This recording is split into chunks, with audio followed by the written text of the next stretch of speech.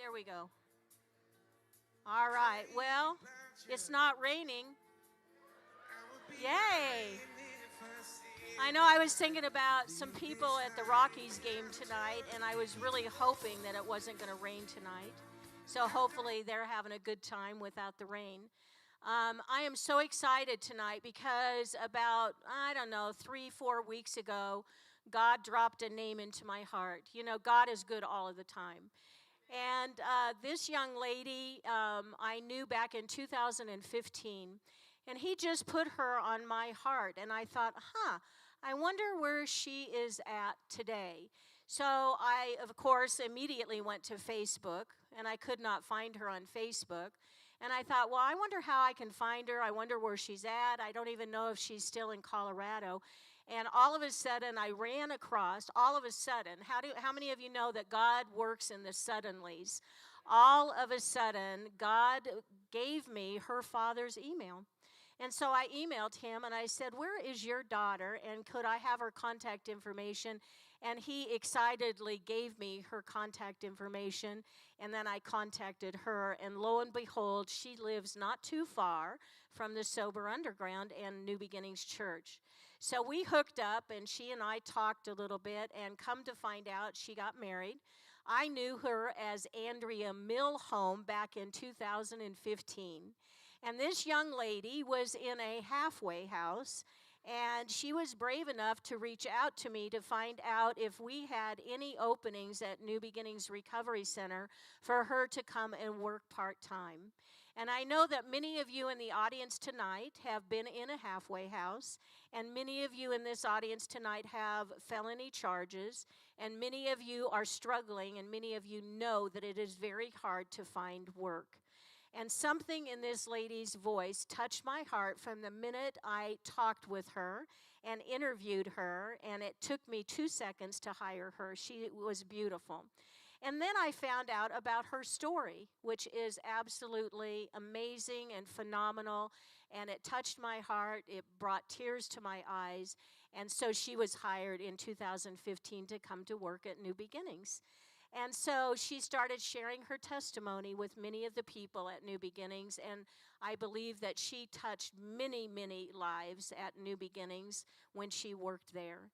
So I found out that she has gotten married, and so her husband is part of an organization downtown Denver that serves the homeless people, and the name of their organization is Christ Body. And I think he's the business developer. And so I got to talking to Andrea, who said, well, if you think I've got a testimony, you need to hear my husband's testimony. So thankfully, he volunteered to do his testimony in July. So I cannot wait to hear this wife and husband together and see what God is doing. God is a supernatural God, and he has brought miracles into their lives. And so without further ado, I want to introduce you to Andrea Jung. Andrea.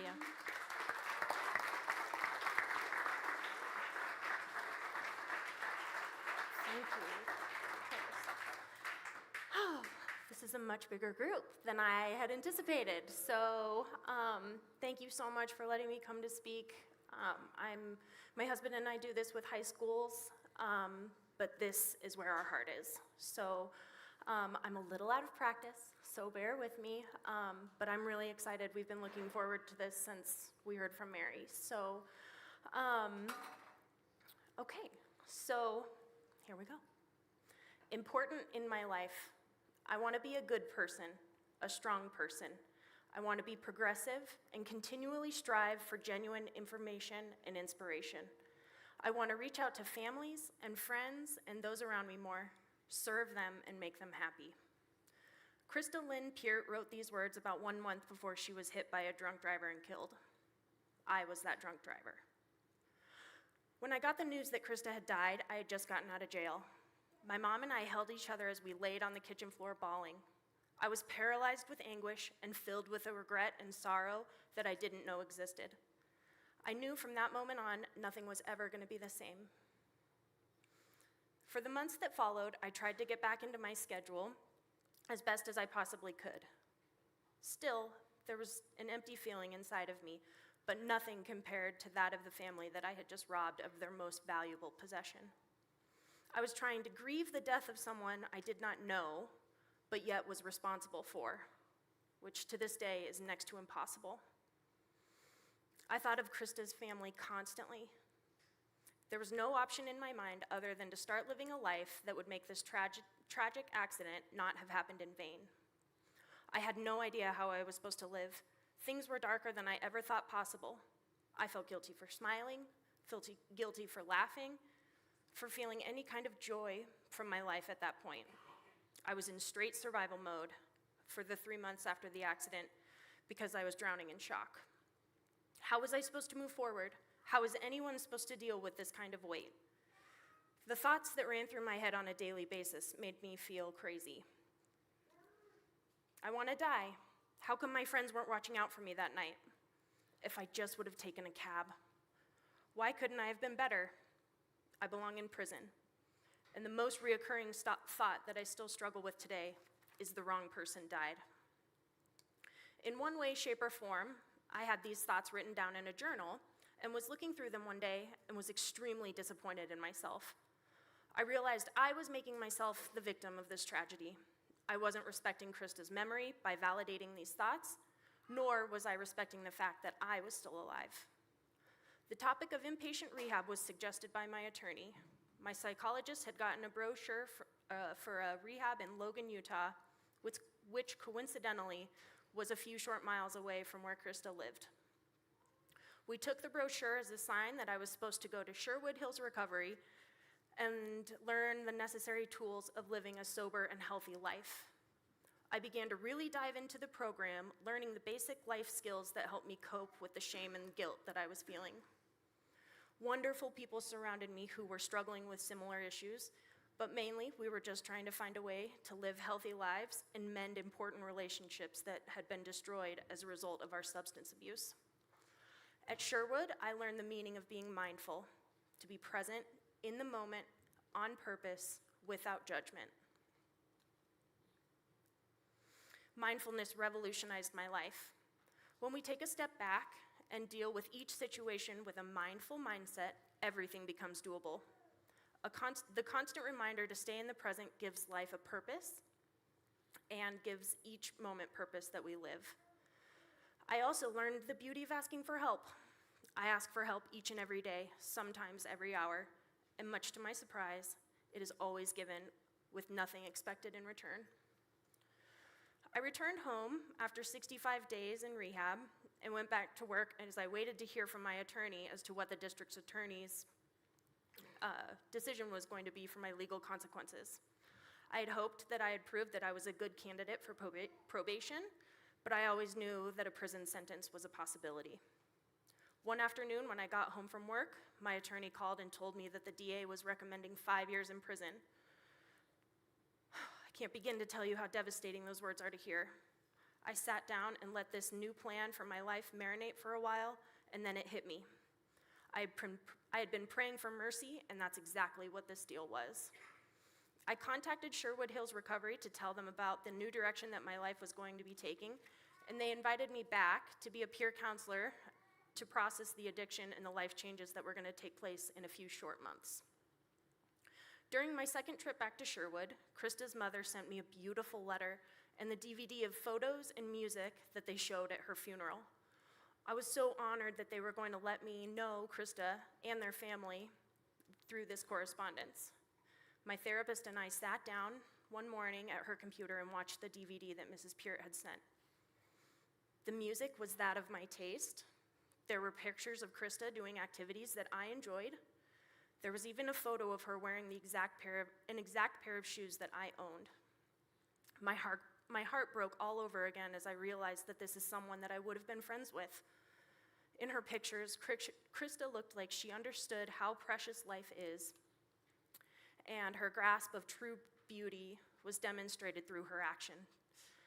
My heart shifted that day as the whole process took on new meaning. I was to be true to myself and start living a life of integrity because that was going to be the best way to honor Krista's memory. On June 19th, 2014, I had my sentencing hearing. Krista's family had flown out, and the DA had arranged a meeting the morning of. The DA led us into a room in the courthouse where the Pearts were waiting for us. I walked in with my family behind me. I walked all around the room and introduced myself to each member of Krista's family. I was blown away as each member of this beautiful family made intentional eye contact with me, gave me loving smiles, and warmly shook my hand. Then, before my eyes, was Krista's mother. I put my hand out in front of her to shake, but she reached out the way only a mother can, and she pulled me in for the most loving embrace that I had ever felt. We all sat down, and I made myself completely available to the Peart family, whether that was for them to tell me how mad they were, how awful this has been for them, whatever they needed to say. It was the exact opposite. Each member of the Peart family was so genuinely interested in who I was and how I was doing with the ramifications of the accident. This was the family of the young lady that I had just killed while driving drunk, and yet I had never felt so much love from a family outside of my own. After the judge issued his sentence of 5 years in prison, I was taken from the courtroom in handcuffs and sat in booking for 11 hours. There was a strength inside of me that I knew did not belong to me. There was also a sense of relief that the hearing was over, and as I sat there, the fear that I had about the future transformed into the ultimate opportunity to learn from the mistakes and to become a better person. La Vista Correctional Facility was a unique experience and an opportunity to grow into a healthy, independent adult. La Vista had many opportunities from women of all ages and offenses to expand their horizons through education such as GED, janitorial, cosmetology, and so on. There were other opportunities for employment like maintenance, kitchen work, and farm crew. I was assigned to the farm crew. Farm crew duties consisted of planting, hoeing, and harvesting the surrounding farmlands of Pueblo, Colorado during the spring, summer, and fall seasons. During the winter, we cut, split, and bagged and delivered firewood along with working in an outdoor sawmill. My heart was, and still is, much more into the actual farm work. The days were long and hard, but it became a very spiritual and healing job for me. A typical day consisted of arriving at the farm between 7:30 a.m. Then, with a short-handled hoe in our hands, our boss would assign us a row and tell us to get to work. We were bent over at the waist, shuffling down quarter-mile rows, attempting to remove every weed. If we missed any, our boss was quick to point it out for removal. There was no squatting, sitting, leaning, or stopping. There was no specific end time. We worked until the job was done, which was sometimes 12 hours later. Moving down each row day after day at first was grueling. My hamstrings felt as if they were on fire at times, accompanied by screaming feet and an aching back. I began to appreciate my body on a new level as I realized not only how I could adjust to what I was doing, but how it healed. My body acclimated to the physical stress, but then the real work began, the emotional. I was left alone with my thoughts of the accident, Krista, and each member of the Peart family, my family, and the poor life choices that I had made that led up to that terrible night. My life turned into a living metaphor as I weeded my emotional garden, planted seeds of change, and cultivated my morals and values. With each weed I pulled, I was able to let go of my mistakes, and with each seed planted, I felt I was installing new morals that were honorable in that of integrity, that would enable me to start living a healthy life. My blood, sweat, and tears poured into that soil, and I was able to reacclimate myself with the earth and come to a place of balance. The work out in the fields was soul transcending, spirit developing, and character strengthening. I feel profoundly grateful that I was able to be humbled in such a profound way. Life inside of La Vista was impactful. There were women of all shapes and sizes, race, and beliefs. On my first day, I entered room 224 in Unit 6 to 5 sleeping women, and I put my bag on the bunk bed and woke the woman that was asleep, who was much larger than me. I rushed out into the room in hopes that she wouldn't know that it was me that woke her. She walked into the day hall, and if looks could kill, my life would have ended right then and there. She passed by me on the way to the restroom, and I rushed over to the phone and called my mom and said something to the effect of, "Well, tell Dad I love him, this is it for me." My impression of Leslie could have not been more wrong.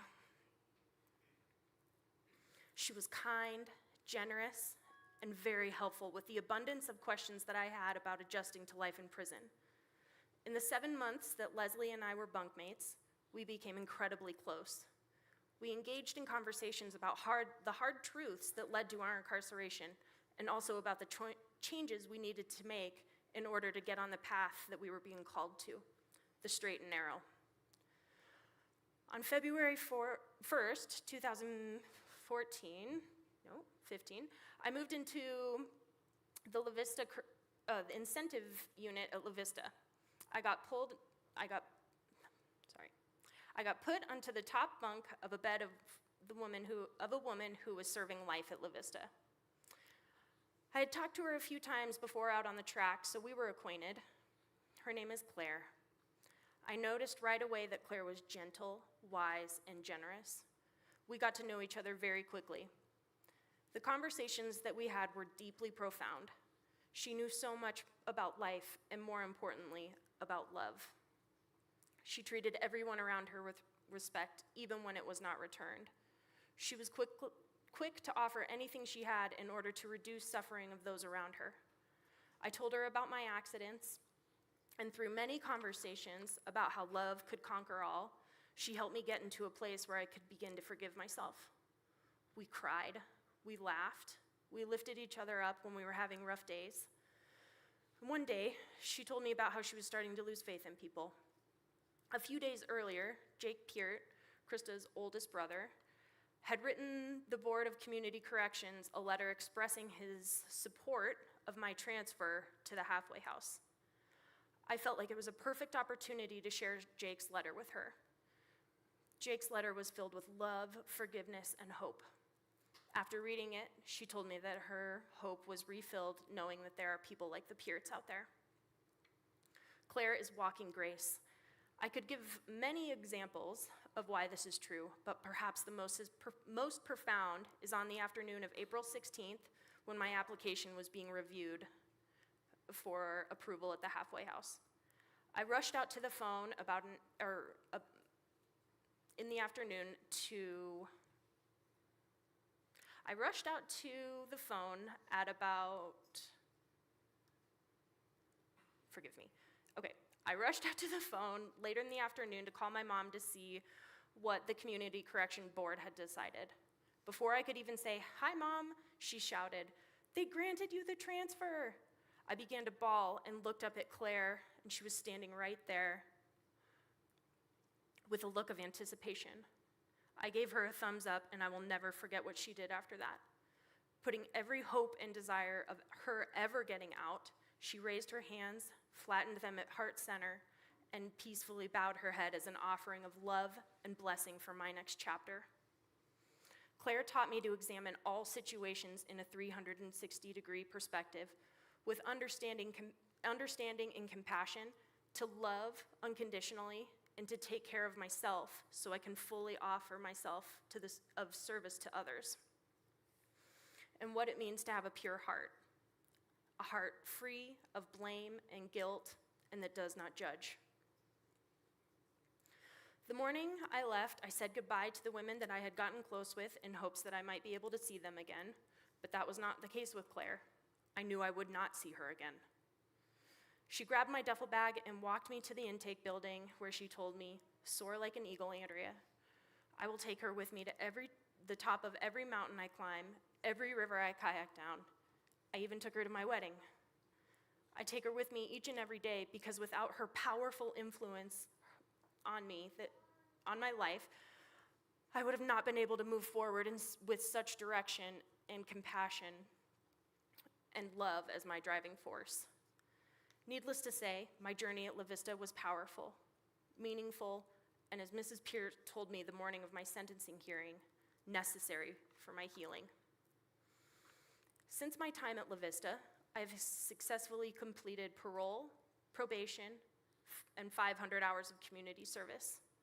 I've been working in the nonprofit sector for 8 years. I've returned to school to get my bachelor's degree, a promise that I made Claire, and I'm set to graduate in December.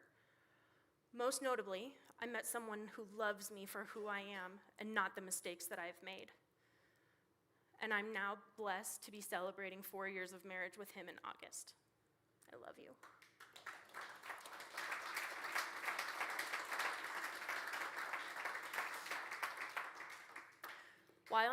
While I am proud of the progress that I have made, and that I will be celebrating 10 years of sobriety in October, I know that all of the glory is God's. What made the difference is me asking Jesus to walk with me. Our life is not without troubles, but whenever I am doubting God, I think back on the time, on everything that he has brought me through, and I know in my soul that as long as I leave God in control, all things will be worked for my good and to further the kingdom of heaven. Without this journey, I feel confident that I would have not realized my passion to serve those in need, and most certainly, I would have not had the compassion and respect for people's individual journeys. If you only remember one thing from my testimony, let it be Jesus is the answer for everything. But secondly, the power of forgiveness is unlike any other. It is a gift and such an incredible opportunity for us to experience freedom and love. I just want to lean in really quick, and if anyone is feeling the little nudge on their heart, a pull on their heartstring, that might be Jesus. Listen, take some time. If you want to pray afterwards, please come find me and my husband. We would love to pray with you. We've now introduced Mary's Hope and New Beginning to our daily prayer list. I'm so grateful for being here. Thank you so much.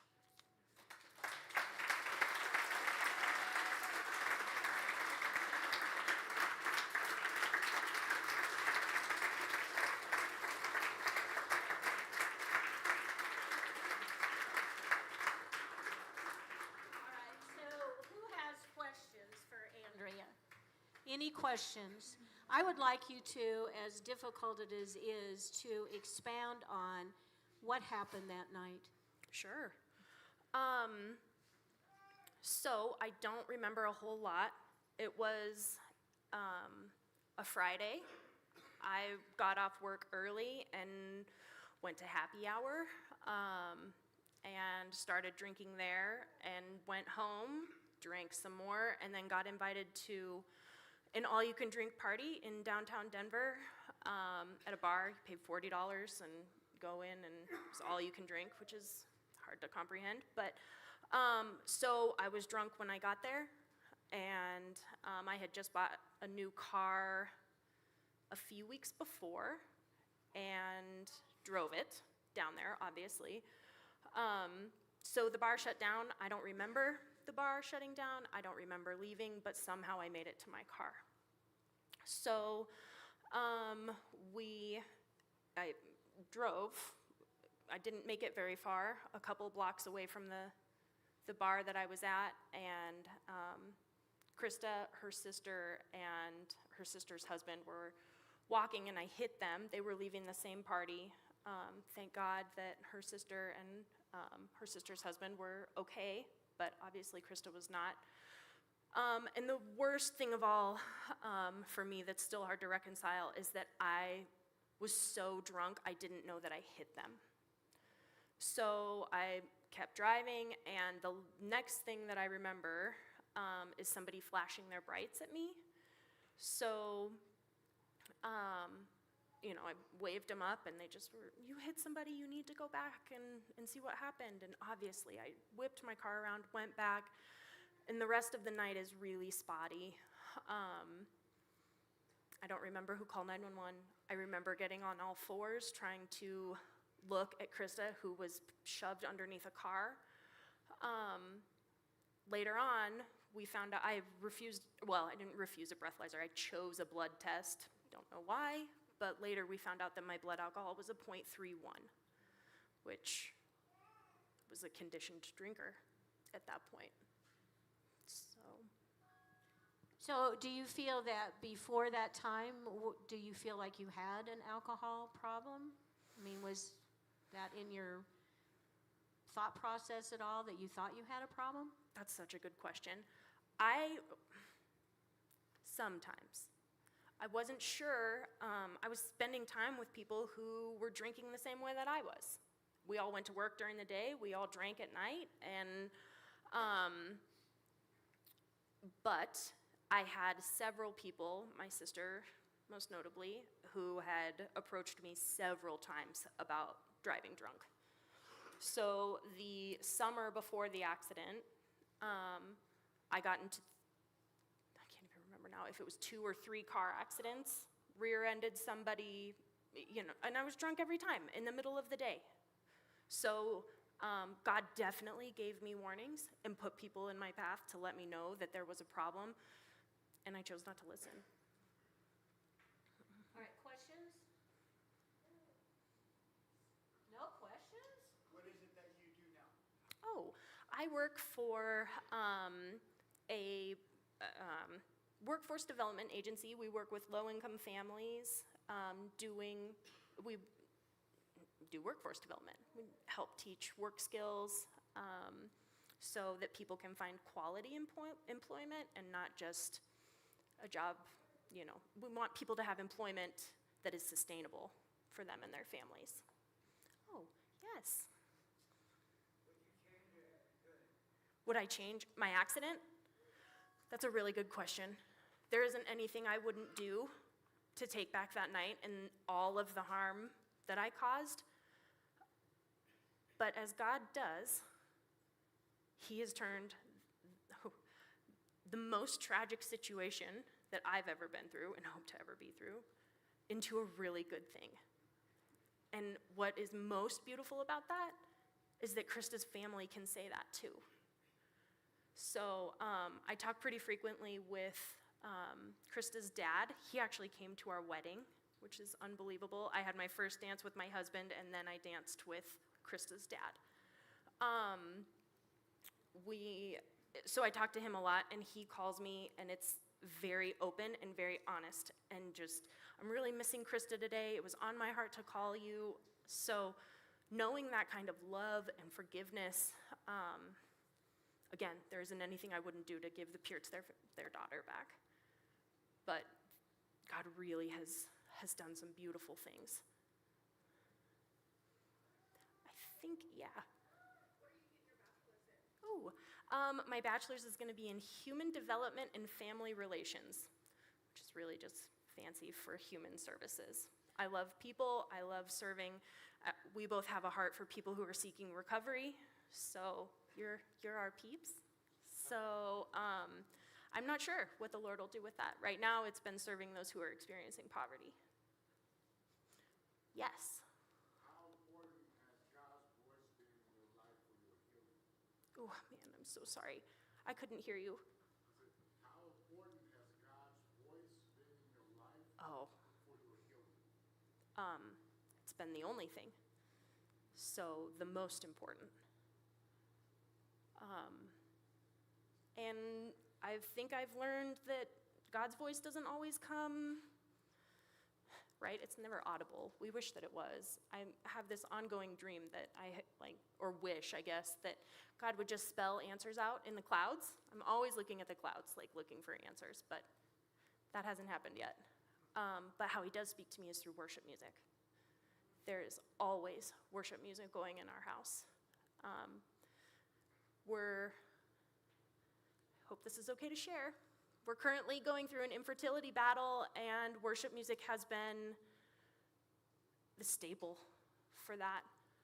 So life, like I said, life hasn't been without its problems. We lost Jay's mom unexpectedly, very unexpectedly, a few years ago, and now with what we both have been through, you get to hear Jay's story next month. I'd be so excited for that, but with what we've been through and how God has showed up in unique ways and praying for discernment, we can hear His voice.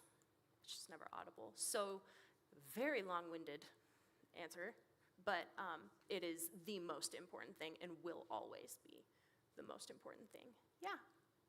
What were you doing for employment before the accident, and were you a Christian prior to all this? Was I what? Christian prior to Oh, a Christian. Great question. Okay, so I was working for a company that was contracted through lots of medical offices all over Denver, and this is when medical records were going electronic. So every single medical record had to be scanned in, and so I went to different clinics and scanned medical records. I grew up in a Christian home. My mom worked at our church. My dad was very active in several inner city churches. But the day that I graduated from high school, my sisters handed me a Nalgene of Crown Royal and Sprite and said, "Happy graduation." And so the first time that I ever got drunk was walking across the stage to get my diploma, and I just didn't stop for 7 years. So that completely, I had a solid youth group in high school, and I'm still in touch with my youth pastor, but that took me off the path that I was on really fast. I didn't want anything to have to do with God, so because he got in the way of my partying. Yeah. Is Krista's family Christian? They are LDS, Mormon. Mm-hmm. What would you say to the people that are just starting off at new beginnings here and doesn't know God? And, obviously you told us your story and how God has changed you Mm-hmm. in that, and there's such a radical transformation. What would you say, or what kind of advice would you give to the people that are just maybe wanting to hear about God? And That's a really good question. The first thing that comes to my mind is start talking to Jesus like he's your friend. It doesn't have to be formal. You don't have to be on your knees and praying. Just sometimes when we pray before dinner, Jay is like, "Hey, guy." Like, it's just a very casual conversation in our house when we talk to Jesus, and it's constant. But the other thing is surround yourself with people who will support you. And if you're following Jesus, I'm 100% certain that that community will follow. We're called to lives of fellowship. And if we seek it, God will provide it. So, don't give up. hi. Hi. What's one of your strengths and hopes for the future? Does that make sense? Oh, yes, that makes sense. That's such a good question. We are currently in a listening phase of, on January 1st, we kind of put our hands out and we're like, okay, Lord, 2022 was a wash, and we're here. We're here for whatever you have for us. I don't know exactly what that looks like. And then Mary reaches out. It was just the strangest thing. So, we feel like the Lord is pulling us to work with people who are seeking recovery. So it's hard. It's a hard journey, but we both have seen what God can do. So I'm gonna have to get back to you on what that looks like. But that's my biggest hope, is to follow the calling that the Lord has for us, and serve. Ooh, that's another answer to your question. If you're having a rotten day in your recovery walk, go find somebody and help them. Step outside of yourself. So, Andrea, how old were you when the accident happened, number one? And number two, what would you advise somebody that is kind of getting new in recovery, but they're struggling, they're alcohol? I mean, what would you suggest to that person that is really struggling? Mm-hmm. I was 25 when my accident happened.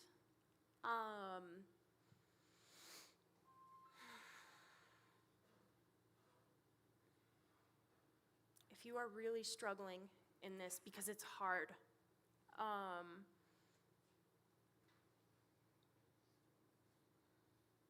my advice and what worked for me and how God showed up for me was I asked for help from somebody that I trusted and that was walking the kind of life that I wanted to walk. Yeah.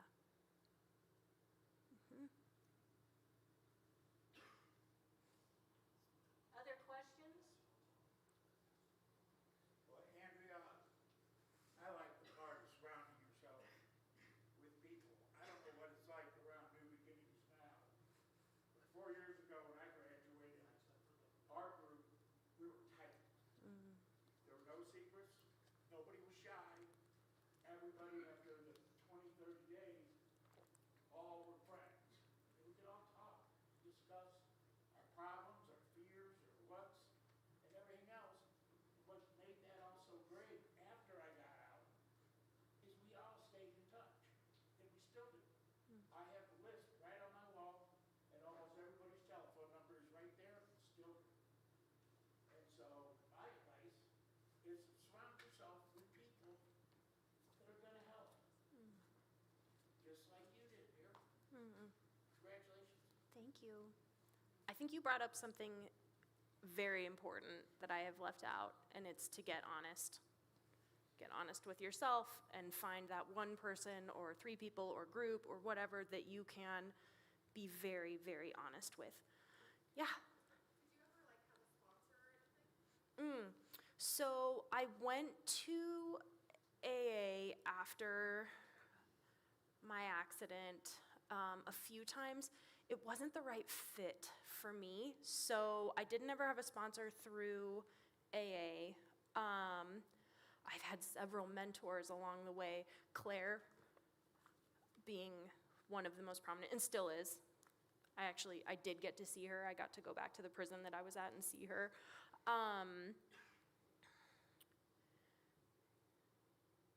That's interesting. No one's ever asked me that before, and I don't know if I've ever really thought about it. So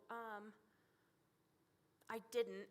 Now looking back, it kind of feels like God put the right people in at the right time. So that's a good question. Yeah. Do you still struggle with sobriety today? You know, my struggle, like, everybody's struggle is different. Somebody died because I got drunk, and so for me, it was pretty easy to be like, wow, I can never do that again. But there are several times that Jay and I head into difficult conversations with extended family or whatever, and we're like, wouldn't it be nice to have a drink going into this? And, you know, just thinking about what that, and then we kind of process it, and it's like, well, all that does is remove you from the present moment. But yes, I mean, yes, right? We're all, and it's, I've kind of learned to stay away from the activities that pull me into that. One of them is my family, so that's been hard, because you can't just ditch your family. But so yes, I just feel, yeah, I mean, there were also a lot of drugs in the early 20s, in my early 20s, and it's interesting when those triggers come up, so yes. Yes, ma'am. Are you ever in a situation where people like offer you a drink, and if so, like how do you respond to that situation? Oh, that's such a good question. Yes, all the time. So, not all the time, but yes, it's happened many times over the past few years. I kind of gauge it by the group. I am extremely transparent with what God has done with my life. So if somebody knows me well, they know that I don't drink. But for those that don't, I always rely on I'm driving. And if I'm not driving, it's usually just like, oh, I don't think I'm going to drink tonight, and just making it not a big deal. And most people seem to just pass the drink to the next person. So, but that's a really good question, and one that I was worried about, especially when I got out of prison. Out of rehab. The waiting period between rehab and prison, where nobody really has, you're in pretrial services, but nobody really has eyes on you. You're not doing UAs, you're not doing anything. So during that time, I relied on the I'm driving a lot. Can't drink tonight, I'm driving. And if somebody gives you grief for that, probably best just to walk away. Which sounds cliche and silly, but we all know that. Yeah. How would you say is your way of processing guilt? Guilt. One of my best friends gave me a book, and on the inside of the book, he had handwritten, "Forgiveness is giving up all hope for a better past." And I thought, I still, all the time thinking about that when I'm struggling with still the ramifications of this.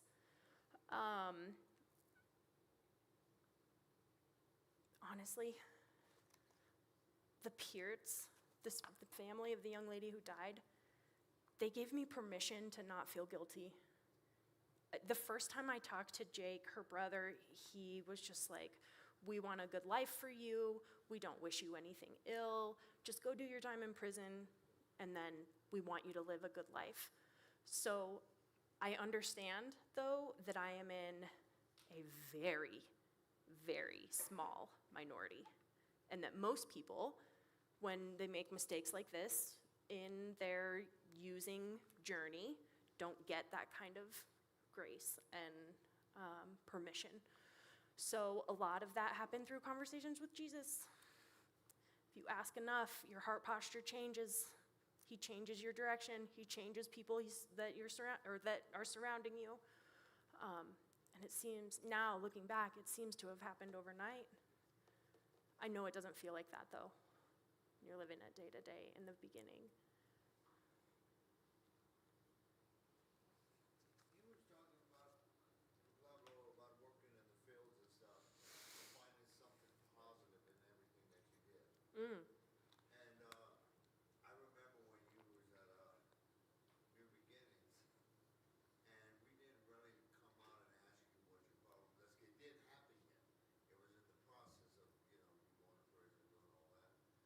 But through the time that you was there, what impact you at New Beginnings that maybe helped the newer people that have got charges and stuff that's going on, and that kept you positive at New Beginnings? Can you say that you was real supportive, you was real happy, real outgoing, kept that spirit alive? You know what I'm saying? Thank you for that. Yeah. So New Beginnings, so I went to prison, went to Halfway House, and I was at the Halfway House on Santa Fe and Bellevue and found New Beginnings. So I had been to prison, but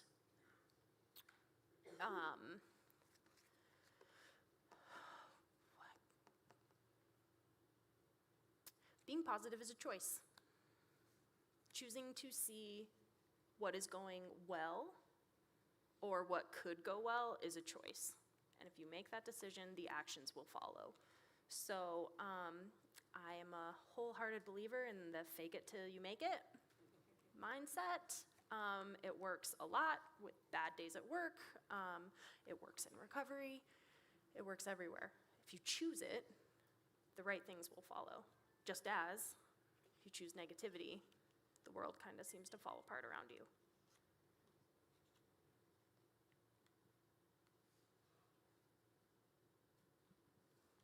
Yeah.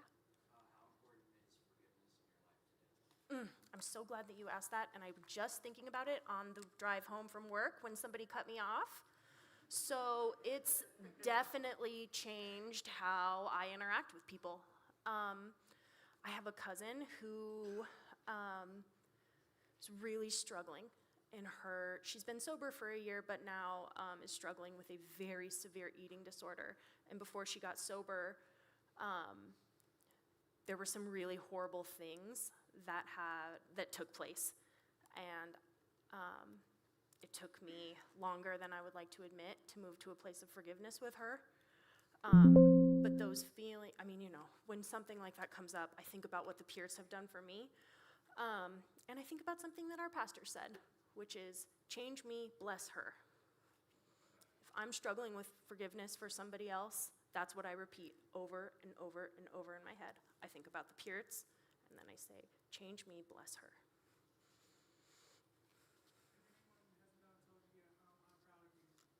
Oh, thank you. Thank you. Yes.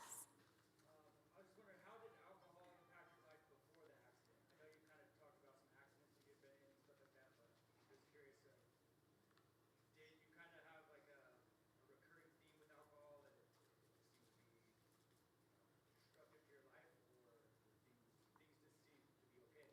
That's a great question. So after the Nalgene incident with graduating from high school, that summer between graduation and going off to college, there was never a day that I wasn't drinking or doing drugs. And then went off to UNC to go to school, and I literally went to like 2 classes, I think. Not like semester, for the semester, 2 class sessions. So got kicked out of school because I was more interested in smoking pot and drinking and hanging out with, sorry honey, I was more interested in hanging out with boys. So I moved home, and everybody around me was graduating from college and starting families and doing cool things, and I was getting drunk. So it absolutely, even though I couldn't see it, because the people that I was hanging out with, that's what they were doing. But what I didn't see is that they had goals outside of their drinking and their partying. But the only time I saw them is when we were having fun. So when I say that I started drinking the day that I graduated high school and didn't stop, it's true. And it definitely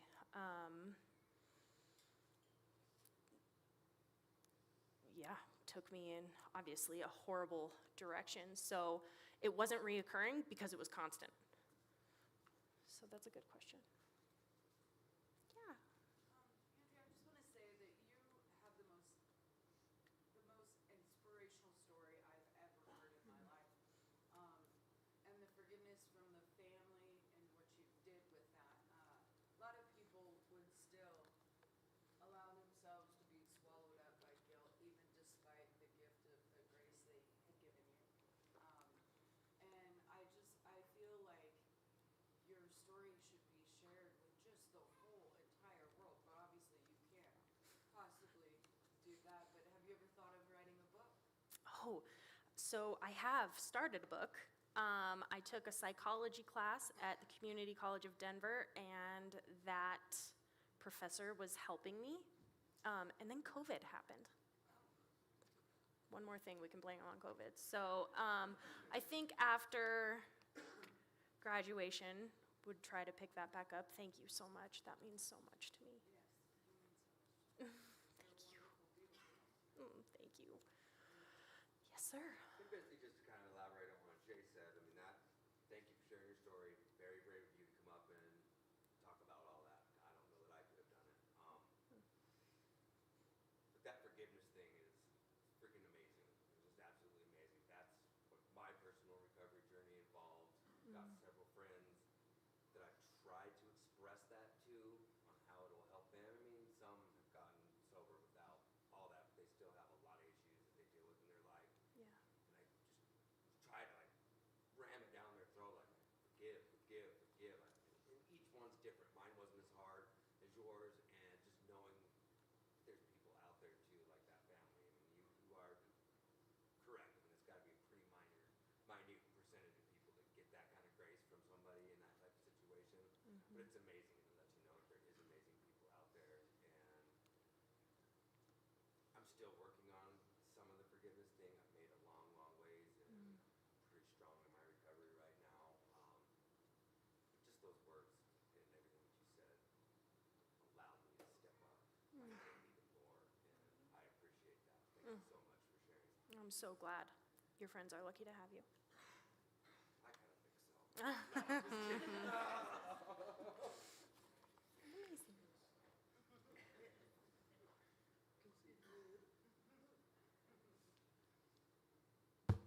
just kidding. Anybody else? Yes. Oh, I would just like to say thank you for your story. It really touched my heart. And you have a heart of gold to not have hate towards the family after sticking that out in prison. Thank you. thank you for that. Yeah. So on the topic of forgiveness, you mentioned that it's like a practice that you're, coming to practice every day. Mm-hmm. With the topic of your family and especially with your sisters, do you have any resentments that you've been able to overcome and build forgiveness towards them through this whole situation? That's a really good question. I totally tried to scapegoat them when I was in rehab. It is all their fault. They gave me the alcohol. They showed me what drink. I mean, I grew up in a family that, still, 2 family members got DUIs after I went to prison for this. So, a family that is very much still struggling. But I had somebody that was brave enough to be like, your way of thinking is completely flawed. If you don't take responsibility for this, you'll never escape it. And I didn't want to live in this forever, and I really, really didn't want to dishonor her memory. So I tried, but I had somebody call me on it, and I will forever be grateful for her for doing that. And I listened, and it was not easy to hear. So, yeah, good question.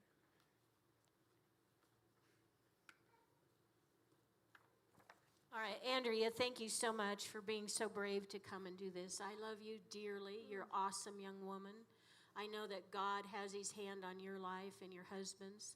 I know that you are going to just do magnificent things, and God has a plan for you. You have desires in your heart, and the Word of God says that he will meet the desires in your heart because they have been planted there by him.